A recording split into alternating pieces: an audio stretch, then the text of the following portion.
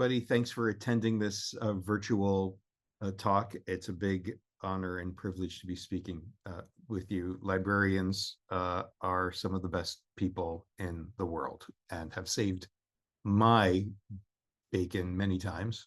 So we have a situation here that, of course, the organizers have talked to me about with the extremists threatening librarians and libraries in all kinds of ways, in quite sometimes physically aggressive ways, in even bomb threats, and going to meetings and being very disruptive, going to libraries and being threatening. And of course, this is horrible, and this is an issue of basic safety and security while doing your job, a very important job. And it also raises larger issues of basic rights, freedom of speech, press, religion, belief, assembly, human dignity and equality and more. So I'm very pleased to be asked to talk a little bit about what I call tactical performance and how that might be one of many tools, not the only one, but one of many tools in the toolkit to be used to try to handle some of these issues. So again, it's not a cure-all, but it's just one element in a array of techniques or tactics to try to build some protections for libraries and library staff, to shift the cultural conversation, to assemble or encourage or mobilize a coalition of support for librarians and for freedom in libraries. So that's what I'm going to talk about here. Again, not presenting my background in political theater and creative nonviolence as like the core of a campaign for librarians' rights, but just it's one element that I think can help potentially. There's many things that you can do with a prepared and thought through performative element to a social movement campaign. You can try to diffuse the immediate threat in the moment where it happens. So people are getting very aggressive, making violent threats. What can you do as a performer, as a group of just regular citizens working with performance ideas, right? To confuse or distract the aggressor, right? Or in a larger way, to use symbolic imagery and tactical uses of tone to shift the dynamic, to de-escalate threats. But then in a larger sense, and over more time, outside of that immediate moment where the threat is happening, to do public events that use symbolism to raise the cost of aggression for the aggressor, political and cultural costs, by garnering sympathy from a larger public audience. And this can be actions that you do in or around the library, in or around the neighborhood, for the greater public, with videos that go to social media, taking it out into the streets or taking the issue out to some important sites in government, et cetera. So it's important to be able to tell your story to a greater public and to be able to gain that support and sympathy and leverage intervention in some cases from a larger entity or higher state level. I know that's hard because we don't know what our immediate future is politically, but it does matter, if you can encourage and mobilize through performance a larger coalition of support. It also can enhance safety as well as just hoping to change policy. So rather than myself, this whole presentation, I'm going to show you a lot of examples from the past or the distant and immediate past of tactical performance used in other contexts, because rather than myself try to suggest specific ideas, here's what you should do, it's much better to talk about underlying principles illustrated by other examples. And then if anyone's interested, maybe you could reach out to me and we can brainstorm on a specific situation going on in your town, So some of the examples I'm going to show don't apply immediately. They're not about librarians, right? But it's the larger idea, examples of creative nonviolent actions that help to shift a cultural dynamic or told a story that was compelling and garnered more material and moral support. Or again, raise the cost of the aggression politically for the aggressor by making it less popular. Or just, again, calming a situation down in that immediate moment. And a lot of these, the ideas also, they can be done with minimal resources. So you don't need a huge grant or a huge fundraiser to have the costumes, or, it's all cheap theater is the idea.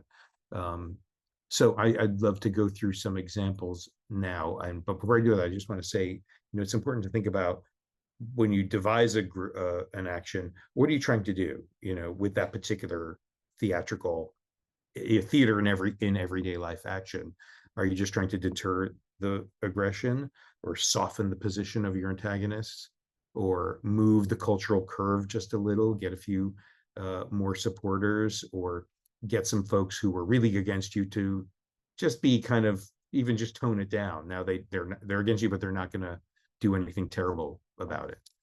So again, it's like thinking about what you want to do helps you to devise a theatrical action in the street, in the library, that matches your goal for that action.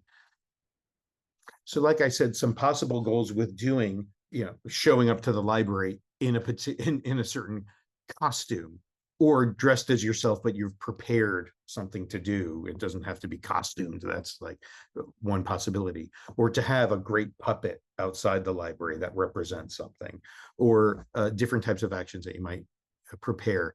What are you trying to do? Are you trying to diffuse or confuse immediate aggression in the moment, right? Are you trying to raise the political cost of aggression with symbolism and creative nonviolence? Inspire and mobilize material and moral support from your community. Raise awareness of the issue in the larger community through the press and social media. Do things that are mediagenic, that call attention to this outrageous behavior and what's happening. People can't take your side if they don't know what's happening, if they don't know the problem. To really raise the alarm in a way that may call on cultural history that a larger swath of people are sympathetic to. They maybe get to the point, again, it depends what state you're in, and maybe you have a way of bringing the issue to the state legislature or other decision makers or the federal government, right? Through something that's very mediagenic. So I just want to share some examples that show underlying principles, and then again, perhaps we brainstorm individually in another context. And I should introduce myself here. I just wanted to mention who I was going to do this earlier, but I'm L.M. Bogad, and my career is in teaching at UC Davis for over 20 years. And as a practitioner, I do this kind of work where I try to conceive of work by and alongside and with social movements to use performance as a voice amplifier for causes that are perhaps wanting to get a little bit more into the cultural sphere. Of course, this example is from history, and I just want to share, it's a very stark image, of course, and this is from the civil rights sit-ins. This is from 1960.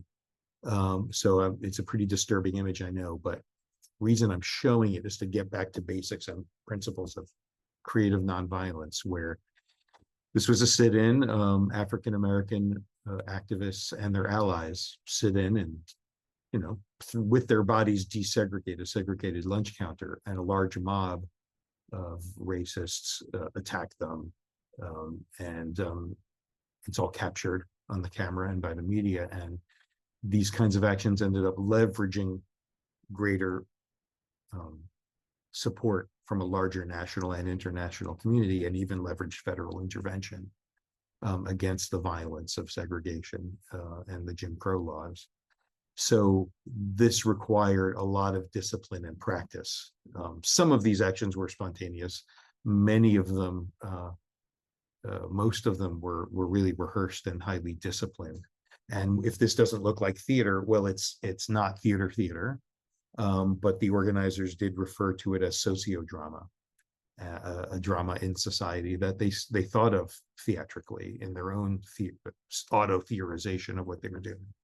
And they really thought of it in terms of, well, we're going to go there. We're completely disciplined. We've rehearsed this action. We're not going to fight back. We're not going to run. We're not going to laugh. You had to sign a whole list of agreements in order to be allowed to participate in one of these actions, to make sure that your public facing performance in the face of violence and aggression was going to be consistent with the whole action logic of what the action was supposed to do, again, which was to expose the brutality of the system to a larger audience of folks who lived far away and weren't thinking about it, and to get material and moral support. So these actions ultimately worked in a lot of ways, including triggering federal intervention, but also getting a lot of people to say, I want to join. I want to, here's some money, here's some legal support for free, donating services really mattered.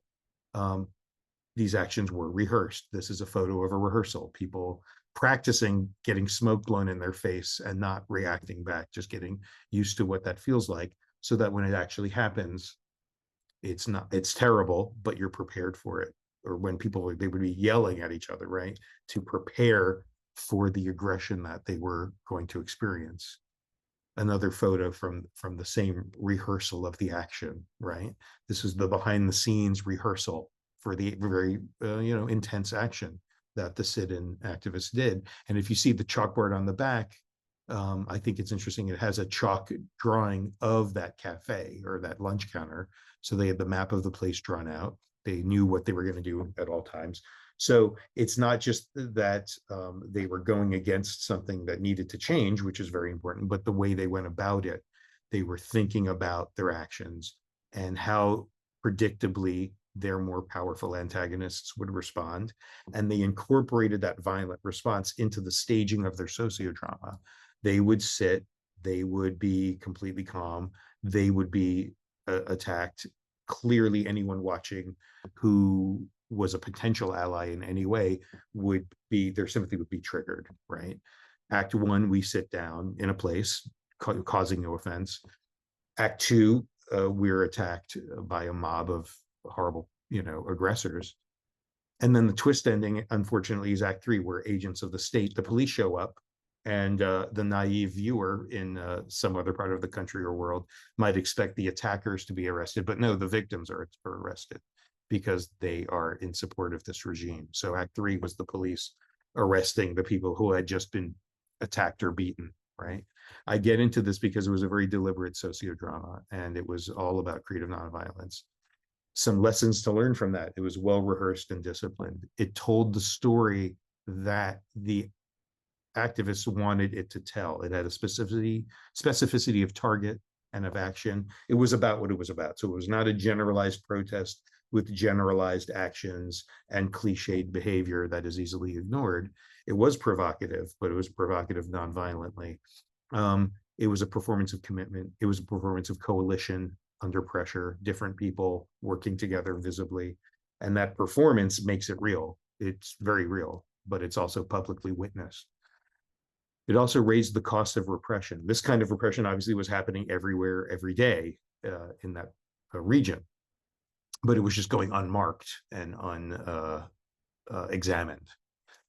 So when you do these kinds of actions, it raised a political cost. You can do the repression. There's no performance that stops the aggressor from being aggressive magically, but it can make it far more expensive politically, to the point where after a while they stop, or they lose power, right? What I think is also interesting for our purposes is that this kind of very core action that has inspired so many other kinds of actions, it anticipates and incorporates the antagonist's methods, worldview, and tactics into the logic and structure of your action. So sometimes folks who are very extreme and also very powerful, or have a lot of weapons or power behind them, in weapons literally or metaphorically, they do become predictable because they don't have to be innovative. What they're doing is working. It's not particularly clever or creative, but it doesn't have to be.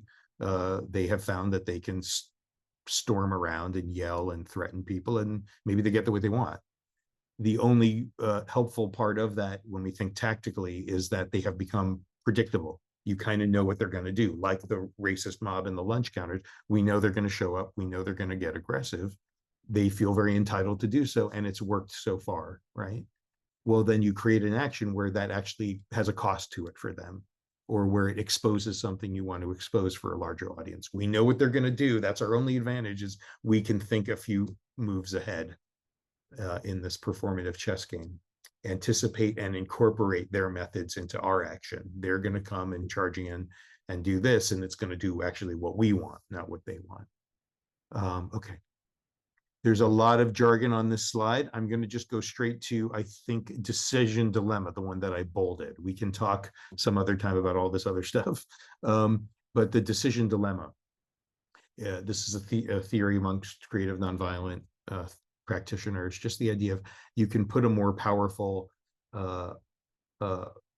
antagonist into a position through performance, I call it tactical performance, where either way, whatever they do, even though they're the more powerful one, whatever they do, it has a cost. In the case of the sit-ins, for example, just to make this example clear, if they come in and they beat everyone up and arrest them, well, now this has been done in a way that's mediagenic, that attracts attention. The media is there. Now the country knows what's happening, and it's exposed in a very stark sociodrama designed to do that. If they don't, because they don't want to take the bait in this case, well, then they're not upholding the racist segregation law, and the law and the authority are slightly weakened. And that's what some people in the South started doing. Some police and mayors were like, don't do anything, let it happen, because we see how this works out. And then that also cost them in terms of people going, yeah, why do we have these laws? They're not worth enforcing. And then you see the result is people sitting quietly and eating at a counter. For a lot of people who aren't extremists, they were like, I guess it's not such a big deal. So it's an erosion of the unjust law in that sense. So that the idea of a decision dilemma is, how do we create a situation where even though they're stronger, they're gonna, either have to stop doing what they're doing or pay a bigger political price because we've staged it this way. Okay. An example, again, I don't have examples of librarians reacting to the immediate threat right now because that's our history right now. But I can give some examples from the past or recent past that illustrate some examples that could perhaps inspire a specific brainstorm on this issue. So this is a project I created for the 2020 election called Delivering Democracy. And what happened is I noticed that the right in 2020 was trying to say that you can't vote by mail. We're going to destroy the mail sorting machines and take mailboxes off the street in some neighborhoods, and we're going to just defame voting by mail. This is during the pandemic. It was safe to vote by mail. People had already started voting by mail, and in many states, people are saying, well, that's corrupt. That's not real. If you vote by mail, your vote's going to get stolen. Don't vote by mail. We might not even count the votes by mail because we don't like how those votes are going. or the idea was that the voting system by mail was corrupt, was illegitimate. So I was thinking about how this might, make the election, like, this is the real cheating going on in the election, is not letting people vote by mail or not counting their votes when they've already voted, which was being batted around as an idea in Pennsylvania, a battleground state. So I said, well, I think this would offend the mailboxes, wouldn't it? Like, they're just dedicated civil servants. They've been sitting there on those street corners a long time just doing their jobs. And now somebody's saying you shouldn't trust them with your vote. And like the Ents in Lord of the Rings, the trees come alive to protect the forest. I was like, I think these sentient mailboxes are going to start singing and dancing and expressing how great it is to vote by mail, wearing masks that say vote, because again, the pandemic was in full swing and it was important to, be careful given the situation with the pandemic. So I was like, I think this will be something that's kind of funny. It's hard to yell at because it's cute. And it will be a way for us to sing and dance our way into the media and into social media, while, and this is the point, delivering accurate voting information to people in their county, telling people where to go vote, and just to do something culturally that helps to shift the dynamic around this whole voting by mail issue. So This was Dancing Mailboxes Against Voter Repression and Disinformation in Pennsylvania, this battleground state. Some wonderful theater friends of mine from Strike Anywhere Performance Ensemble and Farm Arts Ensemble came together to make this happen. So we made these very cheap, but it took a little bit of time, but not expensive mailbox costumes. We had a Google Drive, which I still have, with how to make the mailboxes, how to put out a press release that the mailboxes are coming to a town near you. And the Google Drive folder just makes it easy for you to start your own mailbox group. Here's how to make the costumes. Here's our music and lyrics, but you can change the dance, the choreography. You can do whatever you want. We're just making it as easy as possible for people to start their own group. So again, these sentient mailboxes rising up to defend the post office and the democratic process. I kind of thought of this a little bit as mobilized surrealism, like we would show up in a small town in Pennsylvania. As you can see, we're near these other mailboxes and just kind of saying, well, those are our friends. We work in shifts. These ones are taking the mail and we're dancing, and then we switch and those mailboxes will wake up and we'll go sit there and take the mail. Just kind of absurd and playful, but the idea is to just get attention and talk to people in character as a mailbox, talking about how you love voting, nonpartisan, not picking a side, nothing like that. Just that it's safe, it's reliable. We've been doing it for a long time. But it is mobilized surrealism. This is like being aware that you're doing this because everyone's anxious about them. On all sides are anxious about the election. They're anxious about the legitimacy of the election and if the votes are going to be counted. And this issue of voting by mail, my thoughts were, everyone's thinking about this voting by mail issue and either for it or against it, but they're freaked out about it. It's kind of a lot of people. So to surf on that wave of election-related anxiety in the public consciousness to attract crowds and distribute accurate voting information. I did say to my friend who was the choreographer and the one who was making the mailboxes and our theatrical director and the musician and lyricist, that this has to be cute. It has to be disarming and charming, so that even when people don't like this, they find it hard to get really aggressive around it. So one idea is it was certainly mediagenic. We ended up being in major newspapers and magazines and TV stations across the nation and worldwide. We were careful to use relevant places as backdrops. So again, this is Independence Hall in Philadelphia. What's more about democracy and voting than this, right? I know we can question US history in many ways, but we're talking about for the purposes of this campaign, of course, we're going to dance in front of there. And a lot of people are going to take photos, and we're going to do this in front of the beautiful City Hall, in Philadelphia. We ran up the Rocky Steps by the Philadelphia Museum of the Art. It's kind of hard to run in those mailboxes, but that was part of the comedy of it. And then when we're up at the top, we're jumping like Rocky at the top of the stairs, right? Using all of these landmarks that everyone's familiar with, culturally familiar and symbolically resonant sites about the underdog or about democracy or, and our country's history, associating that patriotism with something as simple as, of course you can vote by mail. Why should anyone interfere with that? And do it now. And over here's the ballot box, right? Here's the drop box.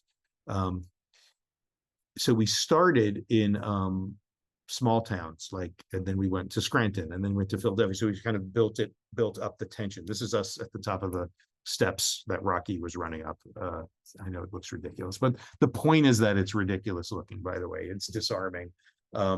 There were several times where I could tell there were some folks who kind of wanted to yell at us because their politics were against people voting by mail.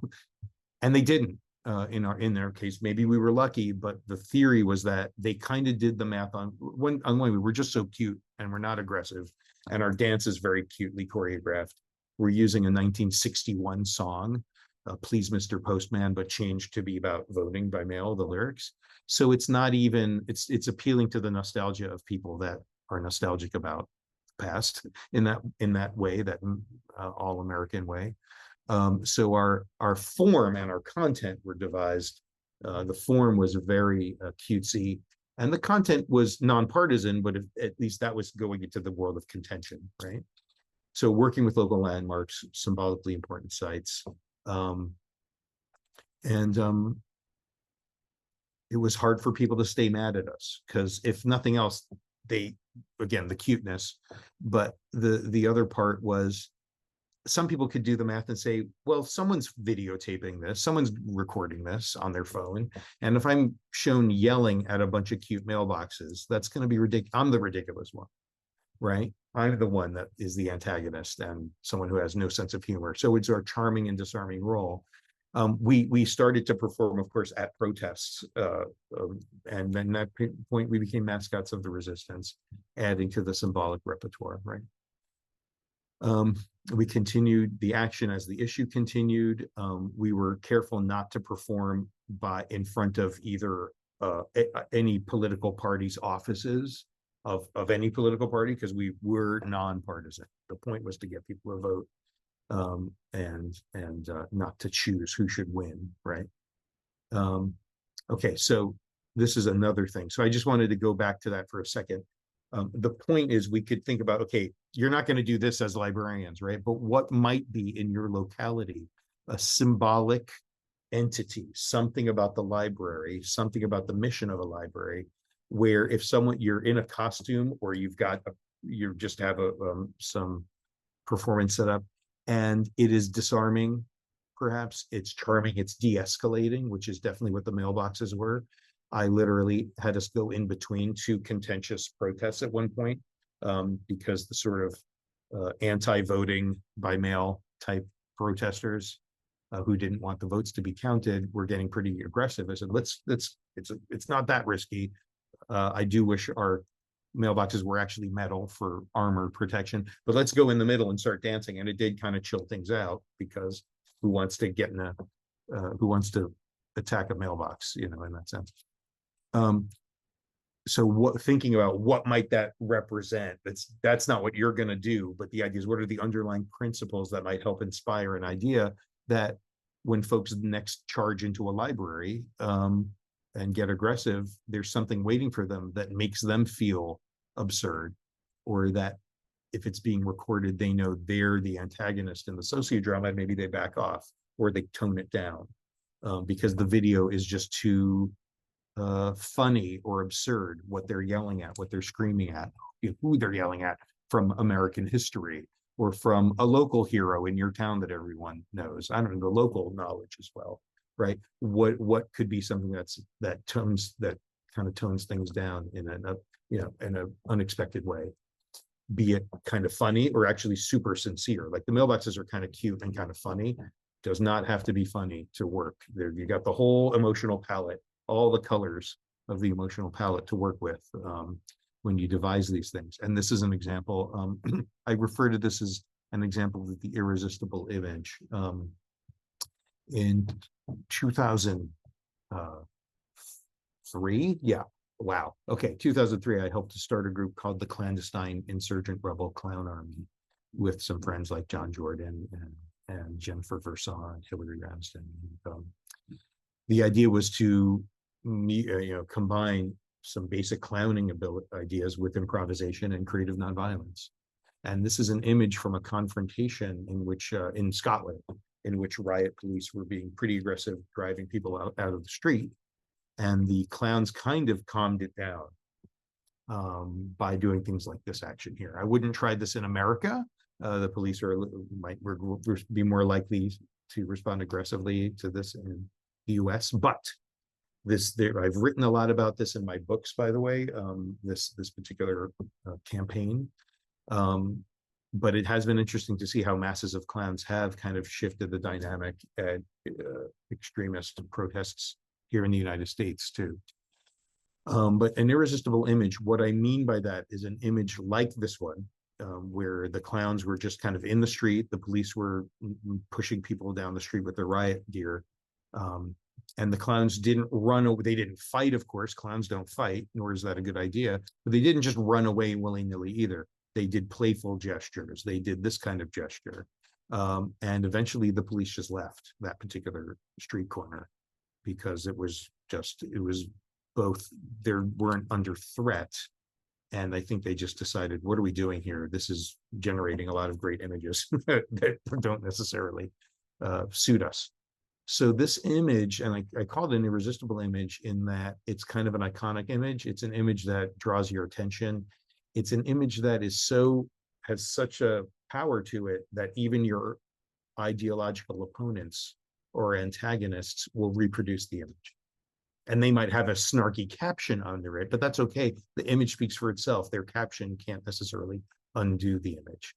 I have examples of that. Just, this was from a very right-wing paper in England, as you can tell from the headlines. Riot police 1, anarchist 0, talking about how it was great that the police beat some people up and just calling them all anarchists. But the image of this is there, which undermines a little bit. I don't want to overstate it, but it undermines the text. It's like a reverse caption that confuses the image. The two images are like, this person's been hit in the head, but you don't see what he's done. And there's this kissing. Meanwhile, the text is very anti-protester.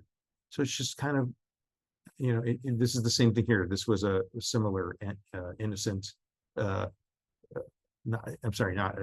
headline says innocent shoppers and office workers caught up in violent clashes, et cetera, et cetera. So very against the protest that was happening. But our image of the clown is there kissing the shield. Again, just adding nuance that they can't resist but reproduce it.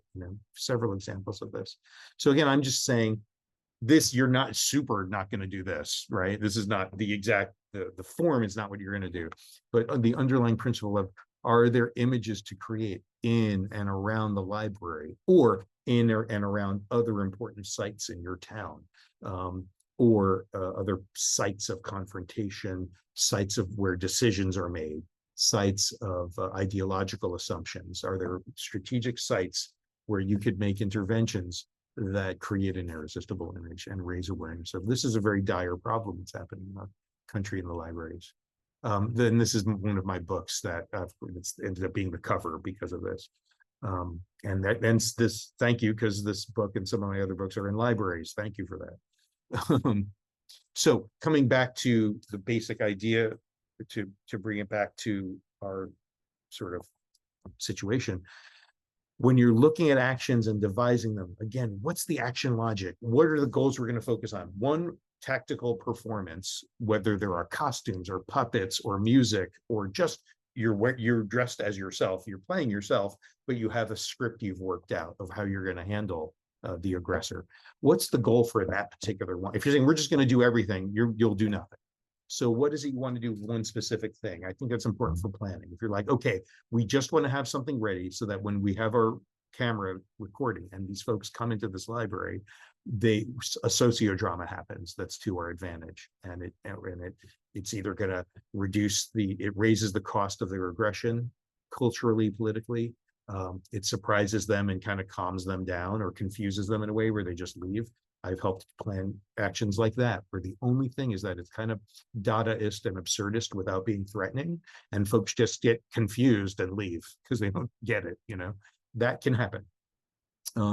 What's your local cultural terrain? It helps to even just make a chart or a map or just, of that. What's going on in the town, in the city, in the state, local values, symbols, and sites that could elicit understanding and sympathy. What if you were all dressed as statues of liberty and now they're yelling at the Statue of Liberty or they're threatening the Statue of Liberty? Are there local heroes or allusions to national history? If Ben Franklin is there or somebody, and they don't expect Ben Franklin to be behind the desk and they're getting ready to yell at someone, and you have great quotes from that person to give back, you're actually in character, you've done some research and you're ready, and it's being recorded. And then I always find this helpful when you're planning an action, before you do anything or even start to debate in your group what you're going to do. Who are we? Like, what are our skill sets? Let's make a list. And you find things out like, I didn't know you could play the tuba. What? Do you have a tuba? Whatever it is, it has to involve this tuba. I don't know what. We're going to have a tuba in this piece. Or you find out that someone sings in the choir and they have a great voice, right? Or you have a slide projector that can throw a lot of light at night. So you could throw an image onto a building at night that expresses what you want, to get across. When you have a sense of your skill sets and your resources that people can contribute to the action, it helps you to think of what the action might be. in a fun way. So I think that's part of it too. But again, it's really important to know what's your action logic. What are you trying to achieve for this issue of safety and nonviolence in libraries and the freedom to have the books in the libraries without being attacked? How would you respond? And what is it you're trying to do with this particular action this week or month that you're going to do? Because you can do a series of actions that do different things, especially once you get the hang of it. It becomes fun. I mean, it's not easy, but it's fun. So I'm going to show maybe some other actions, some other elements here, but I just want to think about what are ways to incorporate ideas, that patriotic images. And I know for some folks this might get controversial, but just images that folks across different lines of ideology identify with, and they're actually symbolically ambivalent or ambiguous, so everybody sees different things in those national symbols, be it the flag, the Statue of Liberty, etc. But what is there a way to draw on that common cultural heritage and then move that in your direction, the symbolism? And by the way, yes, it could be things like people from our national history. It could also be images from pop culture, if they're images that people sympathize with, and it's mediagenic. I don't know, what would Wonder Woman have to say about all this? That's a very silly example, maybe, but maybe it's not. This is an example I wanted to share because it seems timely or relevant, even though you wouldn't do exactly this. I refer to this kind of action as performing the censored image.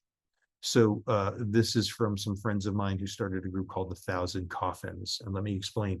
When Bush Jr. was president, the second Bush president, a lot of flag-covered coffins were coming home from Iraq and Afghanistan. And he issued an executive order, because that was a bad look, that you couldn't take photos and publish photos of those coffins. The rationale was that it violated the privacy of the casualties, of the people who had been killed and their families. Problem with that is the photos don't identify who they are. They're just these images of these flag-covered coffins. But anyway, this was contested as unconstitutional, but it was taking years to lift that ban by winning in the court system against a presidential executive order, you can imagine. So a group called 1,000 Coffins said, well, let's perform the censored image. We're going to make out of, again, cardboard is cheap, right? So the dancing mailboxes were cardboard. These coffins were cardboard, cheap flags, and you put them together and you march them in the street, and you basically have the image that's being censored. You're creating it, and it's hard to ban that. So there may be a way to perform censored images or perform censored books or something along those lines. And who's carrying those censored books? Or it could just be the people, but it could be people who are symbolically costumed. That's just a thought, right? But I will say that this image they also then performed it, by the way, at historically important sites here in DC, as you can see. So there's all kinds of things going on. They worked with veterans groups that were progressive and were anti-war, because that gave them a good coalition, a good legitimacy, when it's not just the artists, but it's a lot of people, including veterans, that are part of this. And the veterans helped to make sure things were in straight lines and actually organized well. So that's useful, and had great ideas of what to do. These images then get produced. Speaking of the irresistible image, some of these photos are on the front page. The Washington Post is kind of liberal. The Chicago Tribune's not so much. Sentinel. Like, the images are then reproduced and making the point you want to make at a time where mass protests weren't getting a lot of coverage if there wasn't something unique or special about them. So again, mediagenic. Again, this is not exactly what the librarians would do, but it's like, what's the librarian's equivalent of this idea? Nonviolent, only confrontational in a cultural sense, not confrontational with violence or escalating a violent situation. Also kind of hard to start shoving and pushing people carrying they're symbolic, but flag-covered coffins. So what the coffin bearers found is that police weren't as aggressive with them, because that's not a good look, that would create some strange images. And so I think that's interesting to take into account as an example. And I'm thinking about this in terms of pressure points on the body politic. So hang on with me here. This is a strange metaphor, but it's like you learn, like in acupressure, that, you know, with just a little bit of pressure, you can really do something and achieve something and help the body, right? And often in our situations that we're in as tactical performers, notice I call tactical performance, not strategic performance, because we're not strategic level players. We're not like the federal government or major corporations or social movement people. So where's the, you know, where are the places on the body politic, usually some kind of cultural joint or site of inflection, where we can just with a little bit of pressure achieve something like a crowbar, like more leverage than we actually otherwise could, because we don't have tons of power, let's face it.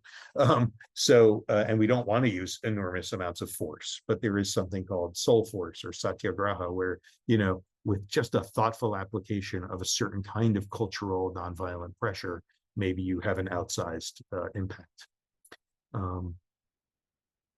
Some ideas for creative signs, and then I'm probably going to start to wrap this up fairly soonish, but I just wanted to show some examples just to inspire you that if you all do a protest for the librarian's rights or safety or security in library, basic human rights, you know, you can use straightforward signs, but there's many ways to use the protest sign.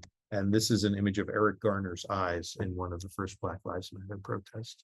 And I think it's quite intense, right? You lead the protest with these signs. People have to coordinate and march slowly together to keep the image.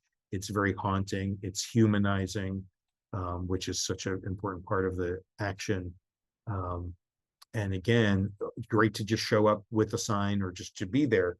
But when you have an element like this, it adds an entire other level of impact. I don't know what that would be for the librarians. Are you marching and a protest sign is like the book that's being banned? I don't know. But just to think about ways to create images that stand out and tell your story. This is from some colleagues of mine in Barcelona years ago. A very conservative government in Spain passed a law that basically made it very hard to protest, and that there'd be big penalties if you protested or insulted Spain was one of the ideas. That's kind of a vague way to, if I insult Spain, I might go to jail. That's, you know, not encouraging. So these folks just made these defiant laughing and smiling faces signs. Now, just taking in, if you don't know the context, it's just kind of funny. If you know the context, in this case, you're like, okay, right, we're going to be brave, we're going to have high morale, we're going to keep showing up, and we're not afraid, which can be inspiring in and of itself, even if it seems a bit strange, a bit different. And even one group created a hologram outside of the federal government in Madrid here, the Congress building, saying, wow, if things keep going this way, the only people that can protest will be holograms or ghosts. So they created a protest against this action that was a hologram, which of course gets a lot of attention because it's ghostly and it's pretty wonderful, well made. So I'm going to end with this example just because I think it's kind of funny. And then I always want to turn it back to what are the specific resources and skills you have? What are the local and national or other, you know, symbols, traditions, values that you can find surprising common ground with your antagonist? Not that you agree with them, they don't have the right to harass you, but what's something that you can have, you know, I mean, I'm not saying this, but like, is some religious figure in the library and they just don't want to be bothered because they're enjoying reading the book. But when the people come into the library, they're kind of surprised to find this religious figure there that they honor doing that. Okay, that's probably a strange idea. But you know, what are the values of your antagonists? Where are there points where you can just turn down the heat of their aggression, right? And what are some public statements if you're doing a press activity that doesn't involve confronting your antagonist, but it's an action you're proactively creating? Okay, think about, okay, we're going to just call a press conference as librarians, and we've got this person with us who is either a real local hero or you've created a persona, a costumed persona who's supporting you. And that adds some attractiveness and mediagenic aspect to your press conference that you'll, if you're doing an action outside the state legislature because you're trying to get them to pass a law that protects libraries, you know, something like that. You know, how can you make it dramatic? Okay, so this example is from quite a while ago. I just want to show it because it's the ultimate respecting your opponent's performance and then adding to it, even though it goes back quite a ways to the days of the Tea Party, the precursor to the MAGA movement, the Tea Party. They went to Boston Harbor, to the Boston Floating Tea Party Museum, which is like this old boat that celebrates the Boston Tea Party, and you go on there and you get a tour. And they were going to throw out the old tax system. See, it says T on that box there. They're being filmed, right? Because they're conservative Congress people, like Dick Armey is one of them. And they're going to toss this box called of tea into the harbor, like our patriotic ancestors did with the tea with Britain, right? But that tea represents to them the tax code. So I got to say, this is they're doing theater. They're doing political theater with this gesture, right? But a group that didn't agree with their politics, that wanted not less progressive taxation, but more progressive taxation, sent out a little working family life raft to go underneath them, right? And they paddled out there rather. They went underneath where the tea was going to be dropped. And they started saying, no, don't sink us with your sales tax. Don't flatten us with your flat tax, please. And they had a little baby. You can't see in this photo, but they had a little baby doll, like they were they had a kid as well as a family. And it's the working family life raft. And they didn't know what to do. The Congress people were now in a decision dilemma. Like, everyone's filming because they set up this press event. And the progressive group is just going in on that press that's already been assembled for that reason. And they can either dump the tea, but now it's got a totally different meaning because you're dumping it on the working families of America. You're harming them because they added to your metaphor. They respected your metaphor enough to acknowledge it and add to it in a way. Maybe there's ways to do this in other contexts. Or you don't drop the tea and now your event is spoiled. So what they did is they dumped the tea and they tossed it down there. The people in the life raft upended themselves. They weren't hit by the box, right? So they were like, oh no, and they pretended, and they were like swimming around, holding their baby up in the air. And the Tea Party's agenda had drowned the working families. Okay, so my point with this perhaps absurd example, which got a lot of attention across the sphere at the time, Rush Limbaugh even like covered it because he was mad that they did it, which is great. Like, get mad. That's what we're doing here. We're trying to get attention on all sides and get that metaphor out there. I'm only showing this. It's not directly related to your problem right now as librarians, but it's like a playful, nonviolent example of understanding the symbolism that your antagonists are using, and then saying, okay, how do we shift it or add to it in order to create a completely different dynamic? And again, I've got a few books out about this kind of work. They might be in your local library. If not, maybe it could be there. And then they'll protest that. Wait a minute, maybe that's not a good idea. But anyway, I'd be happy to talk to folks about brainstorming these kinds of activities. I think it's really important. And thanks for watching all this. There's many different, and I'm sorry about my background. I'm doing some renovations in my apartment and you kind of caught me in the middle. I know it looks like a mess here now. But yeah, I just want to say there's many other examples. There's many other techniques. This was just sort of an opening of a conversation, not a prescription of what anyone should do. It's all about your local expertise and knowledge of the issues and of what's happening. That's the real fuel for devising an action, is what you know about what's happening in your community and who are possible allies and who are possible antagonists that might be assuaged or sort of discouraged in a way, or you could tune the heat down on how aggressive they are by reaching out to them in a certain way. You know that.